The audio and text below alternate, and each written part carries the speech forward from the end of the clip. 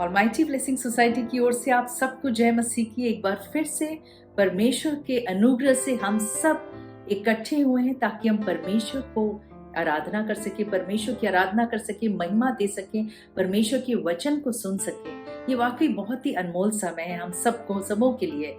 और जैसे कि परमेश्वर के वचन में लिखा है कि हमें हम सबों को आनंदित रहना है। आज भी जब आज का दिन दिखाया परमेश्वर ने, तो हमें आनंदित रहना है, परमेश्वर में मगन रहना है। क्यों ऐसा? आइए हम देखते हैं। वचन में लिखा है यशाया का 61 का 10th वर्स में हम पढ़ते हैं, जिसमें लिखा है, मैं यहोवा के कारण अति आनंदित होऊंगा, मेरा प्राण परमेश्वर के कारण मगन रहेगा, क्योंकि उसने मुझे उद्धार के वस्त्र पहनाए और धर्म की चद्दर ऐसे उड़ा दी है जैसे दूल्हा फूलों की माला से अपने आप को सजाता है और दुल्हन अपने गहनों से अपने श्रृंगार करती है। Praise the Lord, hallelujah. इसलिए आनंदित और मगन हो, क्योंकि परमेश्वर ने अपने धार्मिकता का वस्त्र हमें उड़ा दिया है और हमारे पापी वस्त्र को ले लिया है। तो क्यों ना आज के वचन को हम ग्रहण करें, आज की आराधना में पूरे आनंद के साथ परमेश्वर की महिमा करें। आगे का तमाम समय परमेश्वर के हाथ सौंपते हैं। Praise the Lord. सबको जय मसीह की। एक बार फिर से हम परमेश्वर का धन्यवाद करते हैं आज की पवित्र सुबह के लिए, उसके अनुग्रह और उसके प्रेम के लिए, कि जब हम अपने घरों में इकट्ठा होकर परमेश्वर की आराधना कर रहे हैं, उस महान परमेश्वर का हम धन्यवाद करें। क्योंकि सच में अगर हम अपने जीवन में देखें तो उसने अद्भुत कार्यों को किया है, अद्भुत कार्यों को। मेरे प्रियो, जिसका अगर हम बयान भी करें तो शायद वो कम पड़ जाए, वो कम है। लेकिन मेरे प्रियो, धन्य वे जो अपनी निराशाओं में प्रभु यीशु मसीह को थामे रहते हैं और उनकी आशा टूटने ना पाती है, क्योंकि वो हमारी आशा को टूटने नहीं देता। आइए प्रभु की आराधना करेंगे, प्रभु की महिमा करेंगे और एक गीत को गाएंगे। धन्यवाद सदा प्रभु क्रिस्त तुझे, धन्यवाद सदा प्रभु क्रिस्त तुझे, तेरे सम्मुख शेष नवाते हैं, हम तेरी आराधना करने को दरबार में तेरे हैं। धन्यवाद सदा प्रभु क्रिस्त तुझे, तेरे सम्मुख शेष नवाते हैं, तेरी आराधना करने को दरबार में तेरे आते हैं। धन्यवाद सदा प्रभु क्रिस्त तुझे। धनवीरों का इस मंडली में तेरे नाम पे जो बलिदान हुए, धनवीरों का इस मंडली में तेरे नाम पे जो बलिदान हुए, हमें उनके साथ त्याग को ले नित्य आगे बढ़ते जाते हैं। हमें उनके साथ त्याग को ले नित्य आगे बढ़ते जाते हैं। धन्यवाद सदा प्रभु क्रिस्त तुझे, तेरे सम्मुख शीश है, हम तेरी आराधना करने को दरबार में तेरे आते हैं। धन्यवाद सदा प्रभु क्रिस्त तुझे, जिस क्रूस पे तेरा रात वहाँ संसार के पापी जन के लिए, जिस क्रूस पे तेरा रात वहाँ संसार के पापी जन के लिए, उस क्रूस वजह से प्रेम तेरा हम दुनिया में फैलाते हैं। उस क्रूस वजह से प्रेम तेरा हम दुनिया में फैलाते हैं। धन्यवाद सदा प्रभु क्रिस्त तुझे, तेरे सम्मुख शेष आते हैं, हम तेरी आराधना करने को दरबार में तेरे आते हैं, दरबार में तेरे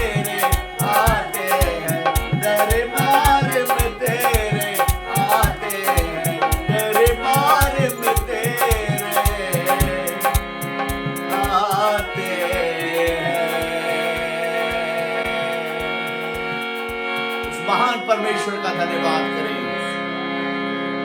क्योंकि वो धन्यवाद के योग्य है। अगर आज हम अपनी आशीषों को गिने तो मेरे प्रियो शायद हम अपनी आशीषों को गिन नहीं पाएंगे। इतनी आशीषों से परमेश्वर ने हमारे परिवारों को भरा है, हमारे जीवनों को भरा है, और आज हम अपने संपूर्ण मन से परमेश्वर का धन्यवाद करते हैं मेरे प्रियो, क्योंकि वो धन्यवाद के योग है, वो स्तुति के योग है, वो आराधना के योग है। आज जब हम सब एक मन होकर उस परमेश्वर का धन्यवाद कर रहे हैं, उस राजाओं के राजा यीशु का धन्यवाद कर रहे हैं, उसकी महिमा कर रहे हैं मेरे प्रियो, अगर आपके जीवन में कोई भी समस्या है, आज सिर्फ धन्यवाद करें, और ये धन्यवादिता रूपी बलिदान आपको स्वतंत्र करेगा, आपको आजाद करेगा, क्योंकि वो हमारे साथ है, वो हमारे बीच में है, वो हमारे घरों में है, वो आज हमें छू रहा है, अपनी आत्मा से भर रहा है, अपनी सामर्थ से वो मेरे और आपको भर रहा है। आइए थोड़े समय के लिए उस यीशु नासरी का धन्यवाद करें, धन्यवाद करें, धन्यवाद करें। अपने मुंह को खोलकर प्रभु का धन्यवाद करें, क्योंकि धन्यवाद के योग्य है। हालेलुया। तेरे ही दिए वरदान ये, धन्यवाद प्रभु धन्यवाद। तेरे ही दिए वरदान ये, धन्यवाद प्रभु धन्यवाद। अच्छे माता पिता प्यारे भाई बहन, नन्हे मुन्नों का प्यार और साथ मित्रों का। अच्छे माता पिता प्यारे भाई बहन, नन्हे मुन्नों का प्यार और साथ मित्रों का। तेरे ही दिए वरदान ये, धन्यवाद प्रभु धन्यवाद। तेरे ही दिए वरदान ये, धन्यवाद प्रभु धन्यवाद। ये ठंडी पवन और सुहाना ये पल, सर के ऊपर ये छत और रोजी रोटी। ये ठंडे पवन और सुहाना ये पल, सर के ऊपर ये छत और रोजी रोटी। तेरे ही दिए वरदान ये, सब लोग धन्यवाद प्रभु धन्यवाद। तेरे ही दिए वरदान, धन्यवाद प्रभु धन्यवाद, धन्यवाद प्रभु धन्यवाद। नया जीवन दिया और खुशी अपनी दी, इस अंधेरे जीवन में अपनी रोशनी दे। नया जीवन दिया और खुशी अपनी दी, इस अंधेरे जीवन में अपनी रोशनी दे। तेरे ही दिए वरदान ये, धन्यवाद प्रभु धन्यवाद। तेरे ही दिए वरदान ये, धन्यवाद प्रभु धन्यवाद, धन्यवाद प्रभु धन्यवाद, धन्यवाद प्रभु धन्यवाद,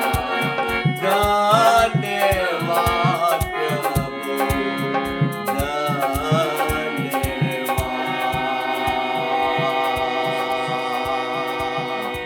हमसे प्रेम करने वाले हमारे जीवित महान प्रभु यीशु, तेरा धन्यवाद करते प्रभु इन तमाम आशीषों के लिए, प्रभु इन तमाम वरदानों के लिए जो तूने हमें दिए पिता। धन्यवाद करते प्रभु कि आपने सच में हमें संभाला है प्रभु, हमें प्रभु आशीषों से नवाजा है पिता। और आज की सुबह जब तेरे लोग प्रभु तेरे सम्मुख अपने हाथों को उठाए हुए हैं, ओ तेरी महिमा कर रहे हैं, तेरा धन्यवाद कर रहे हैं प्रभु, उन्हें छू ले पिता, उन्हें छू ले पिता। अगर आज कोई अंधकार की शक्तियां से त्रस्त है प्रभु, ओ यीशु नासरी के नाम से वो आजाद किए जाए प्रभु। बीमारियां इसी वक्त इनके बिस्तर को छोड़े, इनके शरीरों को छोड़े, इसी घड़ी इनके बिस्तर से उठाकर इनको खड़ा कर पिता, और ताकि प्रभु तेरी महिमा होने पाए, क्योंकि तेरे धन्यवाद में प्रभु सामर्थ है पिता, तेरे धन्यवाद में सामर्थ है पिता। प्रभु इन्हें चंगाई दे पिता, इन्हें स्वतंत्र कर पिता। सभी बातों का प्रभु हम धन्यवाद देते प्रभु, प्रार्थना करते हैं पवित्र आत्मा आप अगुवाई करें प्रभु, आप अगुवाई करें पिता, हमें छुए पिता, आज हमसे बातें करें पिता, अपने कलाम के द्वारा प्रभु हमसे बातें करें पिता। जब आपकी बेटी बोलती पिता, वो नहीं पिता, बल्कि पवित्र आत्मा आप उसके मुख से बातें करें पिता, और वो वचन 100 गुना फल लाने पाए पिता।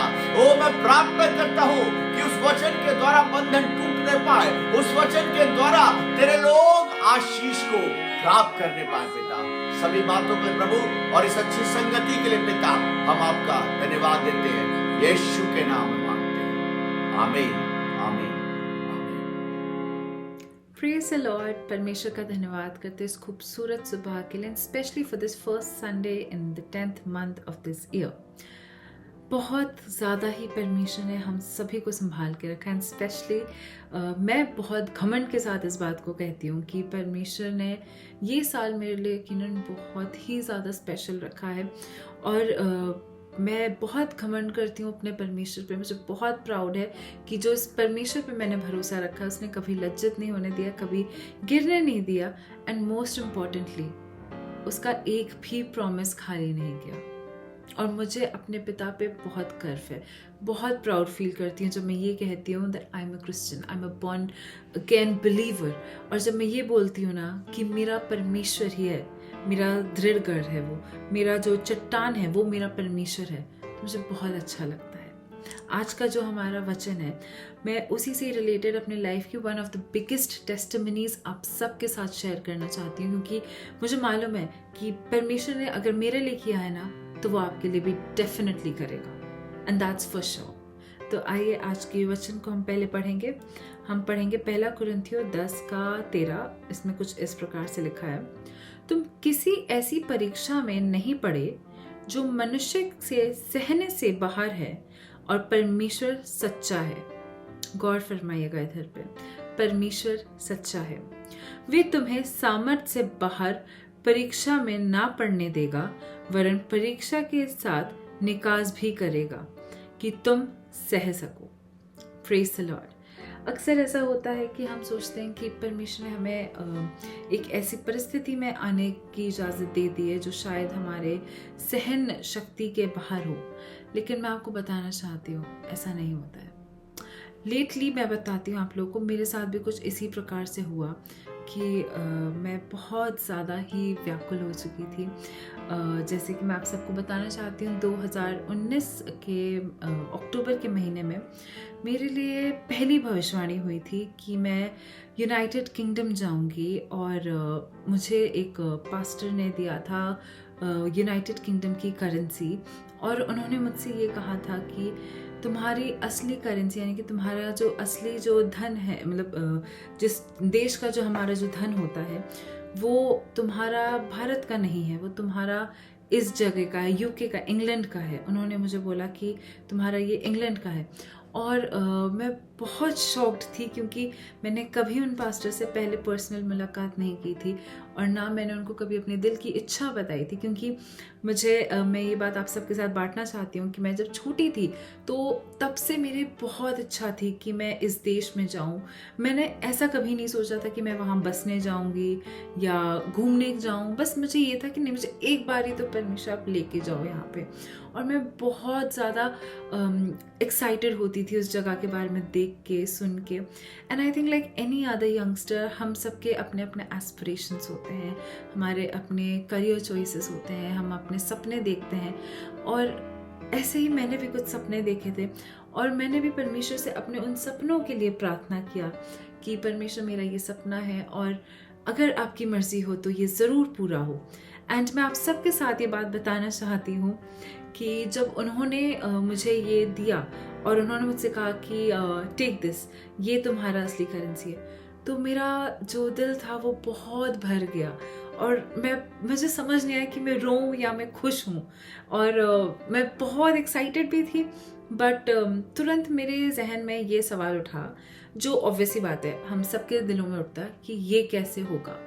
जी हाँ, कई बार हमें आशीष परमेश्वर बता देता है कि ऐसे ऐसे होगा, बट हमारे मन में सवाल उठता है ये कैसे होने वाला है, how is this going to happen. और मेरे मन में भी यही सवाल उठा था, लाइक एवरी अदर ह्यूमन, कि ये कैसे होगा और क्या परमेश्वर करेंगे, क्या मुझे जॉब्स के लिए अप्लाई करना चाहिए या क्या मुझे ऐसे ही घूमने जाना चाहिए या मुझे क्या करना चाहिए। मैं बहुत ज़्यादा मतलब सोचती गई कि ये करूं या वो करूं, क्या करना चाहिए। फिर मैंने ये भी सोचा क्या मुझे अपने बिजनेस को वहाँ शिफ्ट करवाना चाहिए। तो बहुत अलग अलग चीज़ें मेरे दिमाग में चलती रहीं एंड ऐसे ही करते करते पूरा 1 साल बीत गया और मैंने ये देखा कि यार कुछ हुआ नहीं है अभी तक, बट चलो कोई बात नहीं। मेरे मन में आया कि कोई बात नहीं, परमेश्वर ने जब बोला है तो वो करेगा। और इसी बीच में मैं बताना चाहती हूँ कि मेरे जो पेरेंट्स हैं उन्होंने लगातार प्रार्थना किया इस भविष्यवाणी के लिए कि परमेश्वर जब आपने भविष्यवाणी दी है तो ये पूरी हो। एंड इसी के साथ साथ मैं आपको बताना चाहती हूँ कि ये जो भविष्यवाणी मुझे मिली थी 26 अक्टूबर को, उसके ठीक 1 हफ्ते बाद मुझे एक पास्टर ने सेम भविष्यवाणी दी कि तुम जा रही हो बाहर और मैं देख रहा हूँ कि तुम्हारा जो देश है वो अलग देश है। और मैं बहुत ज़्यादा खुश हुई थी क्योंकि वो एक कन्फर्मेशन के तौर पर आया था। और जब वो कन्फर्मेशन के तौर पे आया तो मैं काफ़ी ज़्यादा एक्साइटेड भी थी, बट वही जैसे मैंने बताया कि थोड़ा जहन में चलता रहता है ये कैसे होगा, कब होगा, कहाँ से होगा और दुनिया भर के सवाल। तो कुछ इसी प्रकार से हुआ। और उसके बाद फरवरी का जब महीना आया 2021 फरवरी, तो तब एक दिन मैं ऐसे ही अपनी सहेली के साथ थी और अचानक से बात छिड़ी कि मेरी सहेली ने मुझसे बोला कि तुम आगे की पढ़ाई क्यों नहीं कर लेती हो, क्योंकि आगे की पढ़ाई बहुत ज़रूरी होती है। और उसने मुझे बोला भी कि तुम अपने मास्टर्स के लिए आगे जाओ और it's a very good thing and education can never go wrong, तो तुम्हें ऐसा नहीं करना चाहिए, तुम देखो एक बार।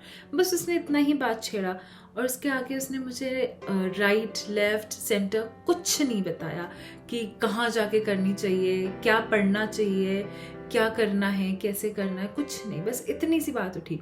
और फिर जब मैं घर आई तो मैंने परमेश्वर से, जब मैं रास्ते में थी, जब मैं वापस आ रही थी अपने घर, तो मैं मन में बस एक ही सवाल आया परमेश्वर से कि परमेश्वर ये थॉट्स जो उसके मुंह से निकला है ये मुझे क्यों बार बार प्रिक करता है। कई बार ऐसा होता है कि जब परमेश्वर आपसे बात कर रहा होता है ना, तो आपके कान में वो आवाज़ बार बार आती रहती है। वो जो बात परमेश्वर आपसे कहना चाहता है ना, आप सो रहे हैं आपको बात दिख रही है, आप खाना खा रहे हैं आपको बात दिख रही है, आप बैठे हैं आपको वो बात दिख रही है। और मैं जब रास्ते में थी तो मुझे बार बार ना वो इस कान में आ रहा था कि नहीं आगे पढ़ना है, आगे पढ़ना है, आगे पढ़ना है। और मुझे बहुत अजीब सा लगा था क्या कि कैसे होने वाला है ये, लाइक क्या ये मुझे बार बार ये क्यों आ रहा है, मेरे मन में ऐसे आ रहा था। लेकिन परमेश्वर बार बार मेरे कान में डाल रहे थे। और ठीक अगले ही दिन हमने इस बात के लिए शुरू कर दी अपनी तैयारी। और जैसे कि मैंने आप सबसे बताया इस बारे में कि जैसे अभी हमने वचन में भी पढ़ा कि परमेश्वर हमारे कभी भी उन परीक्षाओं में नहीं डालता जो हमारे सहने के बाहर होती है। तो और अक्सर हम उन परीक्षाओं में तब पढ़ते हैं जब हमारे लिए एक बहुत बड़ा द्वार खुलने वाला होता है। जब आपके जीवन में परीक्षा है तो आप ये मत सोचिएगा कि ये मुसीबतों का पहाड़ आपके ऊपर किसने फोड़ दिया या कैसे टूट गया या ऐसा क्या हो गया कि आपको ये सब झेलना पड़ रहा है। इनफैक्ट जब आपके ऊपर ये मुसीबतों का पहाड़ आए ना, तो आप सबसे पहले यही समझिएगा कि एक चाबी उठी है आपके ब्रेक थ्रू के लिए और वो चाबी उस दरवाजे में लगने जा रही है, ताकि जैसे ही वो चाबी खुले आपके लिए वो बड़ा सा दरवाज़ा खुल जाए, ताकि जो आशीषें आपकी रुकी हुई हैं या जो परमेश्वर ने जो चीज़ आपके लिए प्लान की है वो फुलफिल हो सके। और उसी प्रकार से क्या हुआ कि मैं बहुत ही ज़्यादा एक्साइटेड भी थी, खुश भी थी। और 26 फरवरी की बात है, मुझे इसके लिए मैंने जैसे सोचा कि मैं आगे की पढ़ाई करूँगी तो एक एग्ज़ाम देना था मुझे। और उस समय जैसे आप जानते हैं कि कोविड नॉर्म्स में हमेशा आपका फीवर टेस्ट होता है, और गवाहियों की जो सीरीज़ थी ना मेरी यहाँ से शुरू हो गई। और मैं आप सबको बताना चाहती हूँ कि परीक्षा आती है, लेकिन परमेश्वर हमें हर परीक्षा से बहुत ही खूबसूरती से निकालता है। तो क्या होता है कि मुझे जिस दिन परीक्षा थी उस दिन मेरी तबीयत बहुत ख़राब थी, मैं मेंटली बहुत ज़्यादा फ्रस्ट्रेटेड थी, और मेरा क्योंकि साइड बाय साइड काम भी चल रहा था और ये सब भी था, पढ़ाई भी करनी होती थी, और मुझे बहुत ज़ोर का फीवर चढ़ा हुआ था। और अचानक से वो फीवर आया था, तो मुझे इतना पता था कि अगर मेरा फीवर डिटेक्ट हो गया मशीन में या थर्मामीटर में तो वो लोग मुझे हरगिज़ नहीं बैठने देंगे उस एग्ज़ाम में। तो जब मैं एग्ज़ाम के लिए जा भी रही थी, मेरी इतनी हिम्मत नहीं हो रही थी कि मैं वो क्वेश्चन पेपर भी पढ़ सकूं, क्योंकि मेरी आंखें, जैसे आप जानते हैं जब आपको बुखार चढ़ता है तो आंखें एकदम भारी भारी होने लगती हैं, आँख खुलती नहीं है। मेरा भी कुछ ऐसे ही हाल था और बहुत मुझे तकलीफ़ उठ रही थी। मैं परमेश्वर से प्रार्थना कर रही थी पूरे रास्ते पर कि पिता प्लीज़ प्लीज़ प्लीज़ आप मेरा फीवर मत डिटेक्ट होने देना, और कुछ ऐसा कर दो कि मुझे रोका ना जाए एग्ज़ाम के लिए। मैं जब एग्ज़ाम हॉल में घुसने ही वाली थी, जब वो चेक कर रहे थे, तो मैंने देखा कि उन्होंने जब चेक किया तो मेरा फीवर है, मगर उन्होंने नहीं देखा कि मेरा फीवर है। और ये एक लाइव चमत्कार मेरे आंखों के सामने हुआ कि उन्होंने देख के भी नहीं देखा कि मेरा बुखार इतना तेज़ है, और उन्होंने मुझे जाने दिया। और जब मैं गई, मैंने पूरा एग्ज़ाम लिखा किसी भी हालत में, और जब मैं बाहर आई तो मेरे बहुत ही अच्छे रिजल्ट्स आए उस एग्ज़ाम के, और धीरे धीरे करके हमारा आगे का प्रोसेस शुरू होता गया। और जैसे जैसे आगे का प्रोसेस हुआ, उन सभी रास्तों में कुछ ना कुछ रुकावटें आईं। मेरा डॉक्यूमेंट्स मिसिंग रहते थे, कभी डॉक्यूमेंट्स मिल गए तो कभी कोई एक पेपर कम है, कभी यहाँ दिक्कत है, कभी वहाँ दिक्कत है, तो कुछ ना कुछ बहुत ज़्यादा प्रॉब्लम्स, बहुत अड़चने आई। एंड मैं आपको यही बताना चाहती हूँ कि ये परीक्षा की जो घड़ी लगातार मेरे जीवन में चल रही थी, मुझे एक पॉइंट को ऐसा लगा कि प्रभु ये मेरे सहने के बाहर हो रहा है, आप प्लीज़ मत करो, अब आप प्लीज़ मेरा काम अच्छे से करवा दो, मुझसे नहीं सहा जा रहा है। क्योंकि इतना मेंटली टॉर्चर आपको जब किया जाता है, कई बार आपने महसूस किया होगा, आपके जीवन में ऐसा हुआ होगा कि आप कुछ कार्य कर रहे हैं और हर कोई आपको आके प्रिक कर रहा है, हर कोई आके आपको बार बार बोल रहा है तुम जो कर रहे हो ना वो बहुत गलत कर रहे हो, तुम जो ये कर रहे हो ना ये अच्छा काम नहीं है, तुम्हारा फैसला गलत है, तुम्हारा ये गलत है, तुम्हारा वो गलत है, तुम खुद गलत हो। और आपको इतनी नेगेटिविटी से भर देता है कि वो जो परमेश्वर की आवाज़ जो आपके कानों में आ रही होती है ना, वो चली जाती है।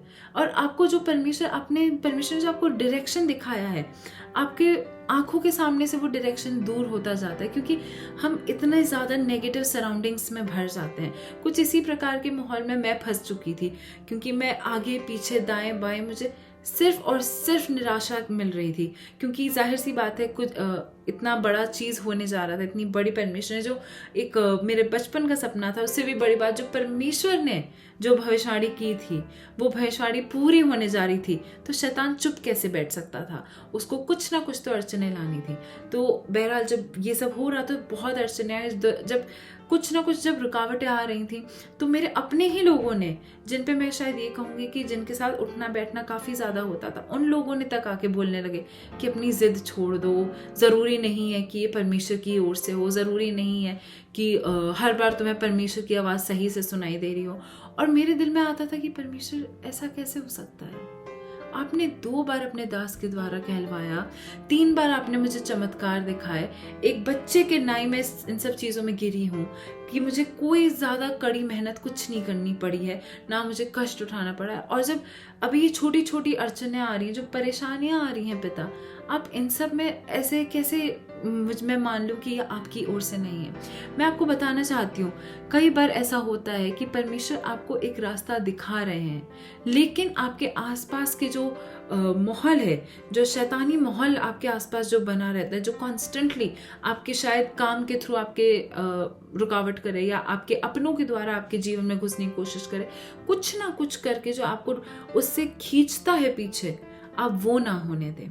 अगर परमेश्वर ने आपको एक दर्शन दिया है तो उस दर्शन के से अपनी नजरें मत हटाएं, क्योंकि अगर आपने अपनी नज़रों को उस दर्शन पे से हटा लिया तो बहुत आसान हो जाता है शैतान के लिए कि आपको पूरा का पूरा वो पीछे खींच ले। तो यही हुआ कि मुझे बहुत ज़्यादा डिस्करेजमेंट हुआ गया। मुझे लोगों ने बहुत बुरा भला बोला, बहुत ज़्यादा।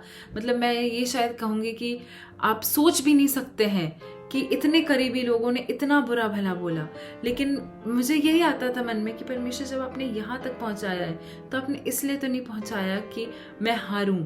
और मैं परमेश्वर से प्रार्थना करती रही कि परमेश्वर आपकी जो भविष्यवाणी है वो पूरी हो।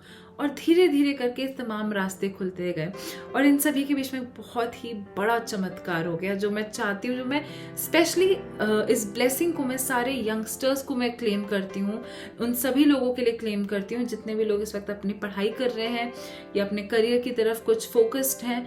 मैं उन सभी लोगों के लिए इस ब्लेसिंग को क्लेम करती हूँ कि जो परमेश्वर ने मुझे ब्लेस किया है, मैं वो सेम ब्लेसिंग चाहती हूँ कि आप सबको भी मिले यीशु मसीह के नाम से अभी और इसी वक्त, उस ब्लेसिंग के आप हकदार हो सकें और वो ब्लेसिंग आपके खातों में लिख दी जाए अभी के अभी। और वो मैं बताना चाहती हूँ, बात 7 जुलाई 2021 की है, जब स्कॉलरशिप रिजल्ट्स आने थे। मेरा नाम नहीं आया। कुछ समय बाद पता चला कि स्कॉलरशिप किसी को भी नहीं मिली और मैं बहुत मायूस हो गई थी क्योंकि मैं बहुत प्रार्थना की थी कि परमेश्वर मुझे स्कॉलरशिप तो चाहिए। ऐसा नहीं हो सकता है कि मुझे बिना स्कॉलरशिप के जाऊँ मैं, क्योंकि कई बार लोग अक्सर और बातें ना बनाएंगे और मैं बहुत ज़्यादा निराश होने लगी थी कि परमेश्वर ऐसा कैसे हो गया। बट फिर मैंने अपने मन में कहा कि नहीं, परमेश्वर की जैसी मर्जी हो वैसा ही होगा, हम अपना दिमाग क्यों चलाए। बट कहीं ना कहीं एक मन में हल्की सी निराशा थी। फिर ऐसे ही कुछ हमारा और एक आध महीना और गुजरा। फिर जब सितंबर का महीना शुरू हुआ, जब मेरे जैसे जैसे मेरे जाने के दिन करीब आते गए, तो कुछ ना कुछ ऐसा होता गया कि कभी इधर रुकावट, कभी उधर रुकावट, छोटी छोटी चीज़ों में कुछ ना कुछ हुआ। लेकिन एक दिन मैं ऐसे ही बैठी हुई थी और मैं अपने फ़ोन पे अपने ईमेल्स चेक कर रही थी।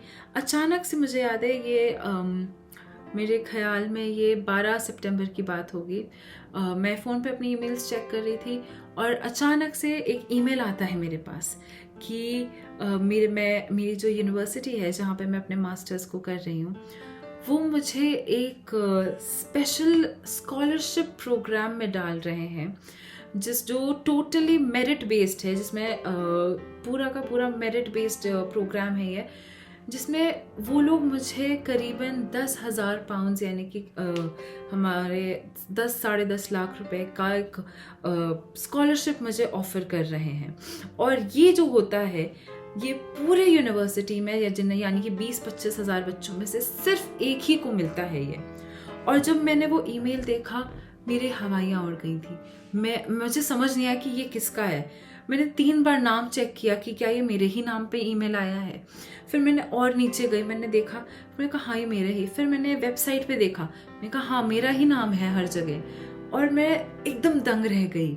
और इस बात से मैंने ये रियलाइज़ किया कि कई बार आपके दरवाजे बंद हो जाते हैं, आपके मुंह पे ऐसे दरवाज़ा बंद होता है और आपको लगता है तो दरवाज़ा बंद हो गया, नाउ इट्स ऑल ओवर।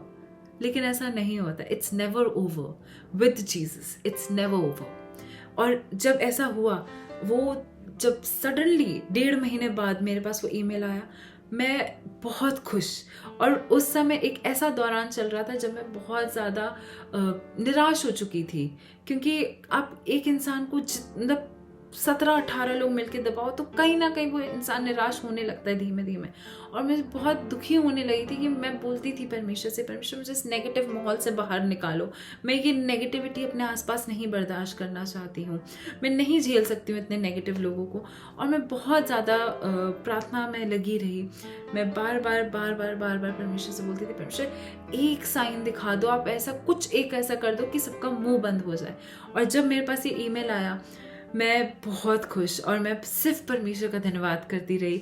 और हम तीनों, मैं और मेरे पेरेंट्स, हम तीनों मिलके परमेश्वर का धन्यवाद की कि ये आशीष जो थी, ये जो बड़ी ब्लेसिंग थी, ये सिर्फ परमेश्वर की ही ओर से थी। और धीरे धीरे करके परमेश्वर ने सारे रास्ते खोले। लास्ट मोमेंट तक कुछ ना कुछ होता गया। लेकिन मैंने एक चीज़ को रियलाइज़ किया कि मुसीबतें आईं लेकिन वो अपने आप सॉल्व हो गई। और जब हम अपनी तरफ से कोशिशें करते गए, तब मुसीबतें सॉल्व होने में बहुत समय लगता गया। तो मैं जितना भी मेरे जो जीवन की जो सबसे बड़ी गवाही है कि आज के दिन मैं उस देश में बैठी हूँ जिस देश के लिए परमेश्वर ने मुझे नियुक्त किया था, जिस देश के लिए परमेश्वर ने मुझे वादा दिया था कि मैं तुम्हें वहाँ भेजूंगा, मैं वहीं पे तुमको बसाऊंगा। आज मैं उसी देश में बैठी हूँ, अपने घर में बैठी हूँ और आप सभी के साथ जुड़ी हुई हूँ। तो मैं बहुत बहुत परमेश्वर का धन्यवाद करती हूँ। और मैं यही कहना चाहती हूँ कि जैसे हमने यहाँ अभी पहला कुरिन्थियों में पढ़ा है कि परमेश्वर सच्चा है, यकीन मानिए वो बहुत सच्चा है, वो आपको नहीं छोड़ेगा, वो आपको कभी नहीं निराश होने देगा। और सबसे बड़ी बात, वो आपके सर को कभी नहीं झुकने देगा। उसने जब मेरे सर को नहीं झुकने दिया ना, तो वो आपके सर को भी नहीं झुकने देगा, क्योंकि वो जितनी मोहब्बत मुझसे करता है, जितना प्यार वो मुझसे करता है, मैं जितनी खास उसके लिए हूँ, आप भी उतने ही उसके लिए खास हैं, उतना ही वो प्यार आपसे भी करता है। तो आप ये मत सोचिए कि आपकी जो करंट सिचुएशंस हैं, जो आपकी आज की जो परेशानियां हैं, वो आपको दबा रही हैं, वो आपको नुकसान पहुंचा रही हैं। आप ये मत सोचिए, आप बस ये सोचिए परेशानी आई है, आप बस आराम से बैठिए। जब मैं हाथ पे हाथ रख के बैठी आराम से, ये सोच के कि मुझे मेहनत नहीं करनी है, मेरा पिता मेहनत कर रहा है, तब अपने आप रास्ते खुलते गए। और जब मैं हाय तौबा मचाती गई, ये कैसे होगा, वो कैसे होगा, तो बहुत ज़्यादा उसमें अड़चनें आती गई। मैं आपको एक गवाही बताना चाहती हूँ आखिर की, कि जिस दिन मुझे निकलना था उस दिन मुझे अचानक से पता चला कि मुझे बहुत ज़्यादा कैश अपने साथ लेके जाना है। और मेरे पास सिर्फ 3 या 4 घंटे थे उतना ज़्यादा पैसा का इंतज़ाम करने के लिए, और मुझे समझ नहीं आया कि ये कहाँ से होगा। तो मैंने और मेरी मम्मी ने बस इतना ही बोला कि यार देखो, जो होगा परमेश्वर देखेगा, हम अपना एंजॉय करेंगे, हम नहीं स्ट्रेस लेंगे। और अपने आप ही मेरी एक फ्रेंड ने मुझे फ़ोन करके बोला कि सुनो, तुम ये रख लो, इतना कैश तुम रख लो, और जब तुम सेटल हो जाओ, सब हो जाए, तो तुम उसके बाद हमें आके तो उसके बाद हम लोग देख लेंगे कि इसको कैसे मैनेज करना है, क्योंकि तुम्हें कल जाना है, तुम्हारे पास समय कम होगा अभी ये सब इंतज़ाम का, और तुम्हें अभी पता चला है ना, तो तुम चिंता मत करो, मेरे पास समय है, तुम बाकी कामों पर ध्यान दो, तुम ये रख लो और हम बाद में देख लेंगे। और मैंने ये देखा कि कैसे परमेश्वर इतनी खूबसूरती से अपने आप मेरे लिए रास्तों को खोलता गया। जब मैं यहाँ भी पहुंची तो मैं बहुत ज़्यादा परेशान थी कि मेरे पास इतना सामान है, मैं कैसे जाऊंगी, क्या होगा। लेकिन मैंने ये देखा कि डिवाइन हेल्पर्स अपने आप आए हैं। मैंने ये देखा कि जो लोग मेरी मदद कर रहे थे मेरा सूटकेस उठा के प्लेटफॉर्म में रखने के लिए, और जब मैं पलट के उनको देख रही हूँ कि वो लोग कहाँ गए, तो मुझे नहीं दिख रहे थे वो लोग, मुझे वो लोग दिख ही नहीं रहे थे। जब मैं पलट के उनको थैंक यू कहना चाहती थी, मैंने हर घड़ी परमेश्वर की उपस्थिति महसूस की। मैंने ये महसूस किया कि कैसे परमेश्वर ने स्वर्गदूतों को भेजा कि वो मेरे आगे पीछे रहें और मेरी सहायता मदद करते रहें, कि मुझे कोई परेशानी ना हो। परमेश्वर ने एक एक रास्ते में मेरी इतनी सहायता मदद की। और इसी के साथ मैं चाहती हूँ कि हम एक वचन में जाएंगे, जो है यहोशू 23 उसका 14।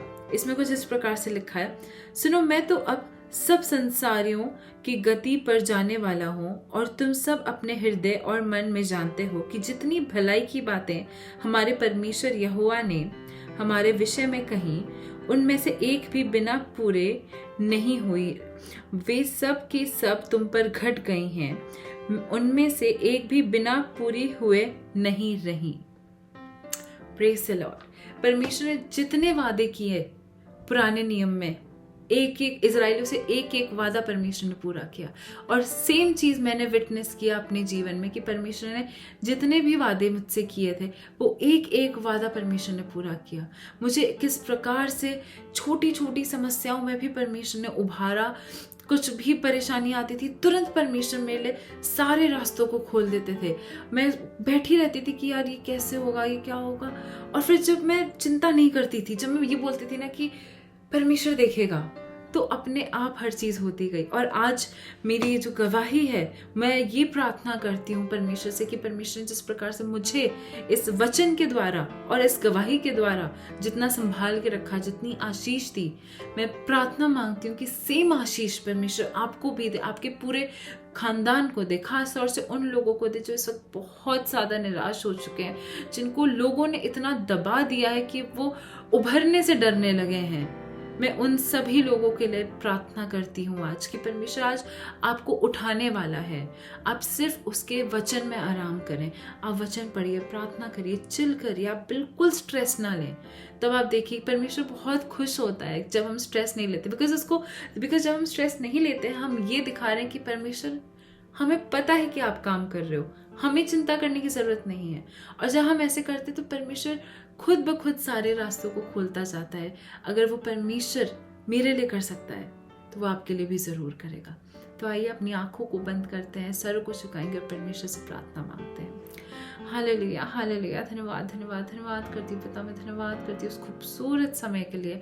मैं खास तौर से पिता आपका धन्यवाद करती हूँ कि आपने हम सभी को संभाल के रखा है, सुरक्षित रखा है।